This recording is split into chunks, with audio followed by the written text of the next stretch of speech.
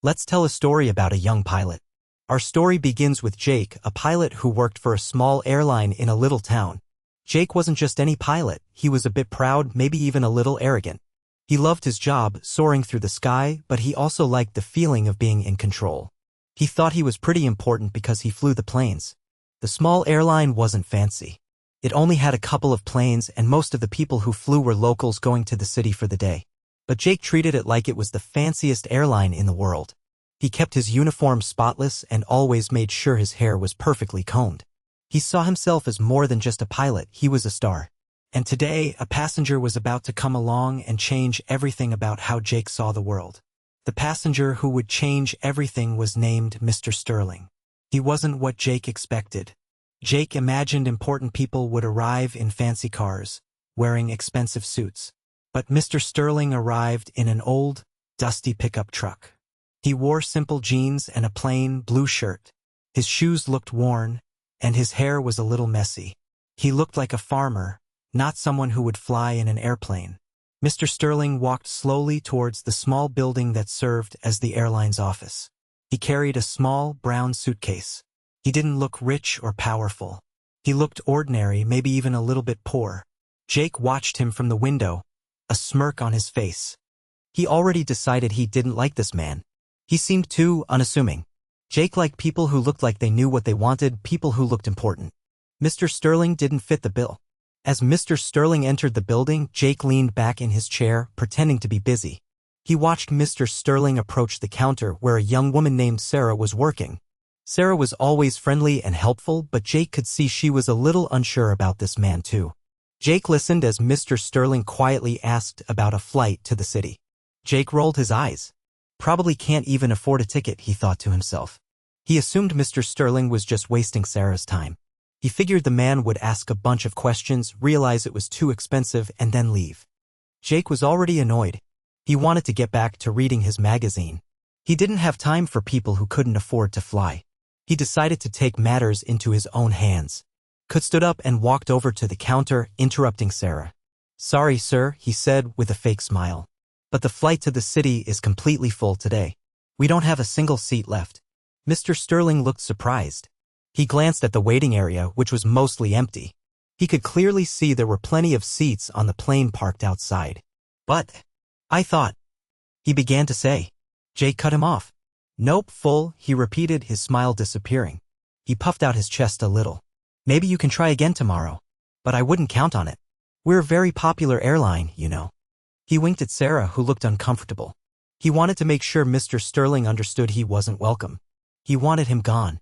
He wanted to get back to his magazine and his important pilot duties. He felt powerful dismissing someone like that. Mr. Sterling didn't argue. He simply nodded slowly, a strange look in his eyes that Jake didn't understand. "All right," Mr. Sterling said softly. "Thank you for your time."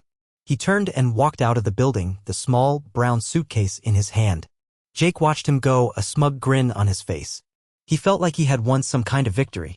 He had shown that ordinary-looking man who was in charge. He turned back to Sarah, expecting her to be impressed. But Sarah just shook her head sadly. "That wasn't very nice, Jake," she said quietly. Jake shrugged. "He probably couldn't afford it anyway," he said, trying to justify his actions. "Besides, I'm the pilot. I make the rules." He went back to his magazine, feeling pleased with himself. He had no idea that his decision would soon come back to haunt him.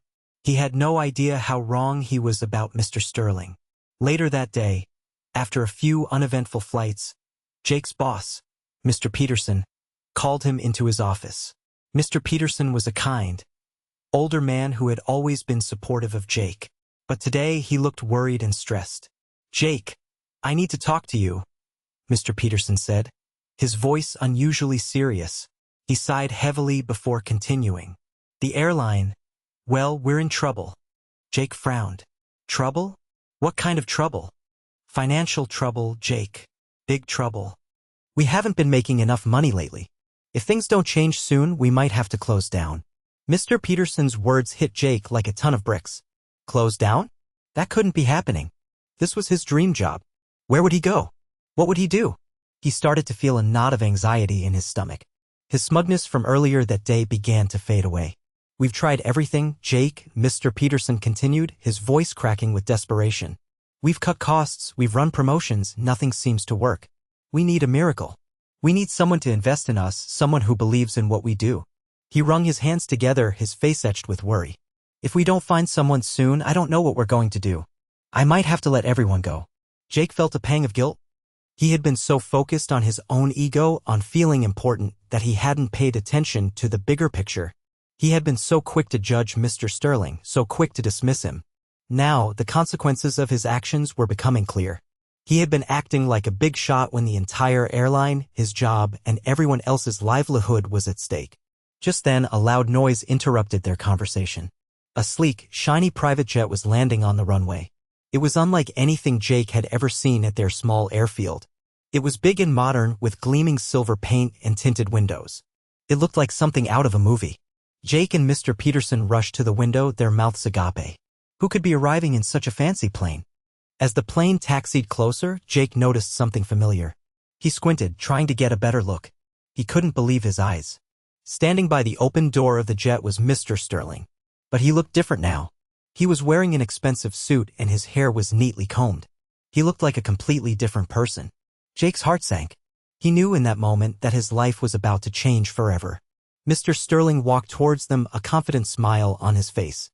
Mr. Peterson, still stunned by the jet, rushed forward to greet him. Jake, however, hung back, frozen with dread. He knew what was coming. Mr. Peterson, Mr. Sterling said, extending his hand. It's a pleasure to finally meet you. I'm John Sterling. Mr. Peterson shook his hand eagerly. The pleasure is all ours, Mr. Sterling. We weren't expecting you to arrive in such style. Sterling chuckled. Well, I wanted to make an entrance. You see, Mr. Peterson, I own Sterling Aviation. We're a rather large company, and I've been considering investing in your airline. He paused, his eyes drifting towards Jake. I wanted to see how you treat potential customers. Jake's face turned pale. He had completely blown it. He could feel his career and the future of the airline slipping away. I believe in treating everyone with respect, regardless of their appearance, Mr. Sterling continued, his gaze fixed on Jake. A good company values every single customer, from the richest to the poorest. It's not about how much money they have, it's about how you make them feel. Mr. Peterson looked at Jake with a mixture of disappointment and concern. He knew Jake had made a terrible mistake. He just hoped it wasn't too late to fix it. Jake finally found his voice, though it was barely a whisper. Mr. Sterling, he stammered, I can explain. He stepped forward, his hands trembling. I made a mistake. I judged you unfairly. I'm so sorry.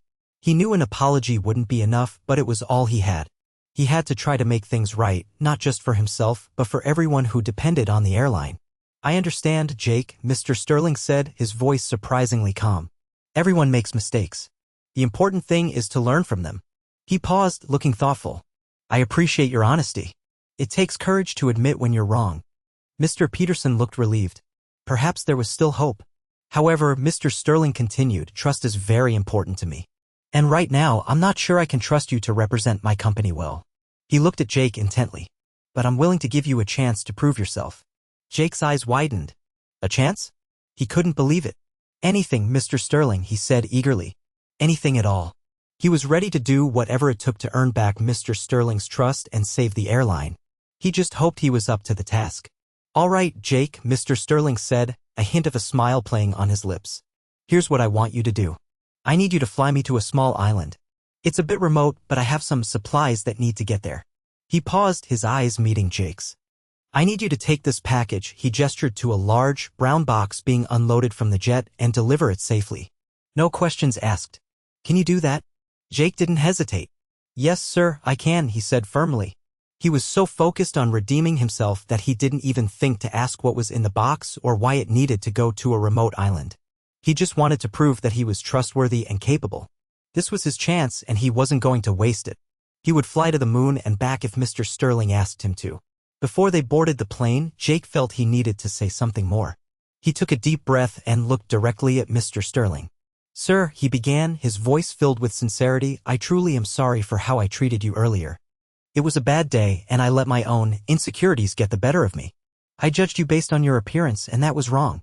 I hope you can forgive me. He knew it wasn't the most eloquent apology, but it was honest. He wanted Mr. Sterling to know that he truly regretted his actions and that he was determined to be a better person. He waited anxiously for Mr. Sterling's response, hoping that his words had made a difference. The future of the airline and his own career hung in the balance. Mr. Sterling listened intently, his eyes never leaving Jake's face. He didn't interrupt or fidget or look away. He simply listened. As Jake finished speaking, Mr. Sterling's lips curved into a slight smile, a smile that Jake couldn't quite decipher. Was it a smile of forgiveness? Or a smile of amusement? He couldn't tell. The silence stretched out, making Jake even more nervous. Finally, Mr. Sterling spoke. "Thank you, Jake," he said, his voice calm and steady. "I appreciate you saying that." Mr. Peterson, who had been watching the exchange with bated breath, let out a small sigh of relief. It seemed like Mr. Sterling was willing to consider Jake's apology. But the real test was yet to come. The flight to the island would be the ultimate proving ground. "However," Mr. Sterling continued, his voice firm but not unkind, "trust is earned, not given. And right now, I need to be sure that I can trust you, Jake. That I can rely on you to do what's right, even when it's difficult." He paused, his gaze piercing. "That's why this flight is so important. It's not just about getting me and this package to the island. It's about showing me that you've learned your lesson, that you're a man of your word." He extended his hand to Jake. "Do you understand?" Jake shook his hand firmly, his eyes filled with determination. "Yes, sir. I understand perfectly. I won't let you down." He knew this was his last chance. He had to prove himself worthy of Mr. Sterling's trust, not just for his own sake, but for the sake of the entire airline. He would not fail. With the package safely stowed on board, Jake prepared for takeoff. He went through his pre-flight checklist, his mind racing with a mixture of anxiety and determination. He glanced back at Mr. Sterling, who was calmly reading a book, seemingly unfazed by the entire situation. As they soared into the sky, Jake couldn't help but wonder what was in the package. Was it something valuable? Something dangerous? Mr. Sterling had been very specific about not asking any questions, but Jake's curiosity was getting the better of him. He knew he shouldn't pry, but the mystery was almost unbearable. He pushed the thought aside. His job was to fly the plane safely and deliver the package, nothing more. He would focus on that and prove to Mr. Sterling that he could be trusted. The island awaited. The flight was smooth, but Jake was on edge. Every bump and every creak of the plane made him jump. He kept glancing at Mr. Sterling, trying to gauge his mood, but Mr. Sterling remained calm and composed, lost in his book. Jake tried to focus on flying, on keeping the plane steady, but his mind kept wandering back to the package. He imagined all sorts of scenarios. Maybe it was a secret treasure map, or a top-secret government document, or maybe it was just a bunch of old clothes. He chuckled to himself. He was letting his imagination run wild. Whatever it was, it wasn't his business. He had promised Mr. Sterling he wouldn't ask questions, and he intended to keep his word. His future and the future of the airline depended on it. He concentrated on the horizon, determined to stay the course. As they approached the island, Jake could see it was a tropical paradise. Palm trees swayed in the breeze, white sand beaches stretched along the coastline, and the water was crystal clear. It looked like something out of a postcard. He wondered why Mr. Sterling needed to bring a package to such a beautiful place. They landed on a small airstrip where a group of friendly-looking people were waiting to greet them. They waved and smiled as Jake taxied the plane to a stop. He noticed a small resort nearby with colorful bungalows and a sparkling swimming pool. This was definitely a far cry from the small-town airfield he was used to. He couldn't help but feel a sense of excitement. Maybe this trip wouldn't be so bad after all. Maybe, just maybe, he could actually enjoy himself. He just had to deliver the package and keep his promise. As soon as the plane was shut down, the friendly islanders rushed forward to help unload the package. They carefully lifted the large, brown box from the plane and carried it towards a small, open-air truck. Jake watched them, curious to see where they were taking it. Mr. Sterling stepped out of the plane and smiled at Jake. "Thank you, Jake," he said. "You did a great job. I appreciate you keeping your word." Jake felt a surge of relief. It seemed like he had passed the test, at least for now.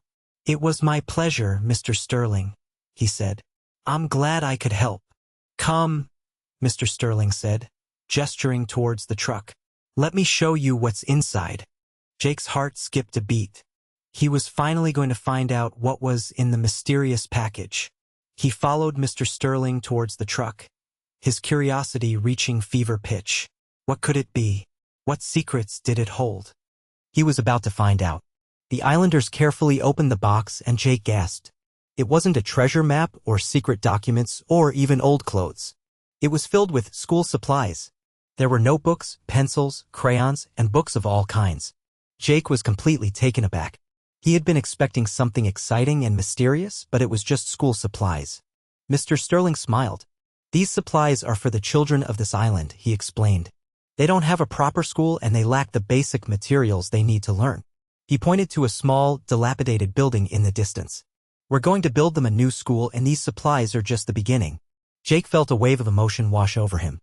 He had judged Mr. Sterling so harshly, assuming he was just a poor farmer who couldn't afford a plane ticket. But all along, Mr. Sterling had been planning to help these children, to give them the gift of education. He felt ashamed of his earlier arrogance. But that's not all, Mr. Sterling continued, his eyes twinkling. We're also bringing medical supplies. There's no clinic on this island and the people have to travel long distances for medical care. We're going to build them a clinic too. He gestured towards another, smaller package. This contains basic medicines, bandages, and other essential supplies. It's just a temporary solution, but it will help until we can get the clinic built. Jake was overwhelmed. He had never met anyone so generous, so selfless. He realized that Mr. Sterling's wealth wasn't just about fancy jets and expensive suits. It was about using his resources to help others, to make the world a better place. He felt a profound sense of respect for Mr. Sterling, a respect that went far beyond his initial admiration for pilots and airplanes. He wanted to be like him. I believe that wealth comes with responsibility, Mr. Sterling said, his voice thoughtful. It's not enough to just accumulate money, you have to use it to make a positive impact on the world. He paused, looking at Jake intently. And sometimes you have to test people to see if they're worthy of your trust. To see if they have the character to do what's right. He smiled gently. That's why I came to your airline dressed like that. I wanted to see how you would treat me. I wanted to see if you judged people based on their appearance or if you looked deeper at their hearts. Jake's cheeks flushed with shame. He realized that Mr. Sterling's test wasn't just about him, it was about finding people who shared his values, people who were kind, compassionate, and committed to making a difference. He had almost failed the test miserably. Ku was deeply moved by Mr. Sterling's words and actions. He was ashamed of his earlier behavior, of his arrogance and his prejudice. He realized that true success wasn't about having a fancy job or looking important, it was about being a good person, about treating everyone with respect, and about using your resources to help others. He looked at Mr. Sterling with newfound admiration. Thank you, sir, he said, his voice sincere. Thank you for giving me a second chance. I promise you I won't let you down again. I'm going to learn from this experience and I'm going to be a better person because of it. He knew he had a long way to go, but he was determined to change. He wanted to be someone Mr. Sterling could be proud of. He wanted to be someone he could be proud of. Well, Jake, Mr. Sterling said, smiling warmly. I think you've proven yourself. You kept your word, you showed integrity, and you learned a valuable lesson. That's all I can ask for. He turned to face the small crowd of islanders who were watching them with curious eyes. I have an announcement to make, he said, his voice booming. I've decided to invest in Jake's airline. I'm going to provide them with the resources they need to thrive and to continue serving this community. A cheer erupted from the crowd. Jake was stunned. He couldn't believe it. Mr. Sterling was actually going to save the airline. He had gone from feeling like he had ruined everything to feeling like he had been given the greatest gift imaginable. He wanted to thank Mr. Sterling, to hug him, to do something to express his gratitude. But he was too overwhelmed to speak. Finally, Jake found his voice. He stepped forward and looked at Mr. Sterling, his eyes shining with gratitude. Thank you, Mr. Sterling, he said, his voice thick with emotion. Thank you for believing in me even when I didn't deserve it. I promise you I will never forget this lesson. I will always treat everyone with respect, no matter who they are or what they look like. He turned to the crowd of islanders and smiled. I'm going to do everything I can to make this airline a success, not just for us, but for this community. We're going to work together to make this island a better place. The crowd cheered again, their faces beaming with happiness. Jake felt a sense of purpose he had never experienced before. He was no longer just a pilot, he was a part of something bigger, something meaningful. He was determined to live up to Mr. Sterling's expectations and to make a positive impact on the world. In the months that followed, Mr. Sterling became a mentor to Jake. He taught him about business, about finance, and about leadership.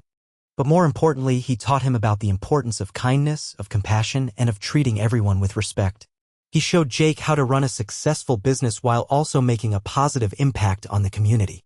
He encouraged him to invest in local schools, to support local charities, and to create opportunities for people in need. Jake soaked up every lesson, eager to learn from Mr. Sterling's wisdom and experience. He realized that true success wasn't just about making money, it was about making a difference. He started volunteering his time, helping out at the local community center, and mentoring young people who needed guidance. He was becoming the person he had always wanted to be, the person he knew he could be. The airline thrived under Jake's leadership and with Mr. Sterling's support.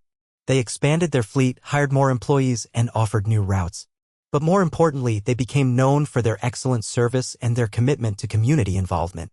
They sponsored local sports teams, offered scholarships to deserving students, and provided free flights for people in need of medical care. They treated every customer with respect and kindness, regardless of their appearance or their background. People from all over the region started flying with Jake's airline, not just because it was convenient, but because it was a company they could feel good about supporting. They knew that every time they bought a ticket, they were also contributing to the well-being of the community. Jake had transformed the airline into something special, something that truly made a difference in the world. Years passed and Jake became a respected leader in the community. He was known for his kindness, his generosity, and his unwavering commitment to treating everyone with respect. He never forgot his mistake with Mr. Sterling, and he always remembered the valuable lesson he had learned that day. He often told the story to new employees, using it as a teaching moment to emphasize the importance of judging people by their character, not their appearance. He wanted to make sure that everyone who worked for the airline understood the values that were at the heart of the company. He also stayed in touch with Mr. Sterling, who continued to be a mentor and a friend. He often visited the island, spending time with the children at the school that Mr. Sterling had built. He was grateful for the opportunity to give back and to make a positive impact on the lives of others. One day, Jake noticed a young pilot behaving arrogantly towards a passenger who didn't look wealthy. He recognized the same mistake he had made years ago, the same prejudice that had almost cost him everything. He called the young pilot into his office and shared his story, the story of Mr. Sterling and the valuable lesson he had learned. He explained the importance of treating everyone with respect, regardless of their appearance or their background. He passed on Mr. Sterling's wisdom, hoping to guide the young pilot down a better path. The young pilot listened intently, just as Jake had listened to Mr. Sterling years ago. He realized the error of his ways and apologized for his behavior. He promised to learn from his mistake and to treat everyone with kindness and respect. Jake smiled, knowing that the cycle of prejudice had been broken thanks to Mr. Sterling's generosity and his own willingness to learn. Looking back on his life, Jake often reflected on that fateful day when he had rudely dismissed Mr. Sterling. He realized that one bad decision, one moment of prejudice, had the power to change the course of his entire life. But it wasn't just about the mistake, it was about what he had done after the mistake. It was about his willingness to learn, to grow, and to change. It was about Mr. Sterling's generosity, his forgiveness, and his unwavering belief in the power of human potential. Jake realized that sometimes the worst moments in our lives can lead to the greatest opportunities, to unexpected growth, and to a deeper understanding of ourselves and the world around us. He was grateful for his journey, for the lessons he had learned, and for the chance to make a positive impact on the lives of others. He was a better man because of it. So, the story of Jake, the arrogant pilot, and Mr. Sterling, the unassuming millionaire, reminds us that everyone deserves respect regardless of their appearance or their background. You never know what someone is capable of or what challenges they might be facing. It also reminds us that kindness can create miracles. A single act of generosity, a single moment of forgiveness, can have a ripple effect that transforms not only our own lives but the lives of others as well. Let's all strive to be more like Mr. Sterling, to look beyond the surface and see the potential in everyone. And let's all strive to be more like Jake, to learn from our mistakes and to use our experiences to make the world a better place, one act of kindness at a time.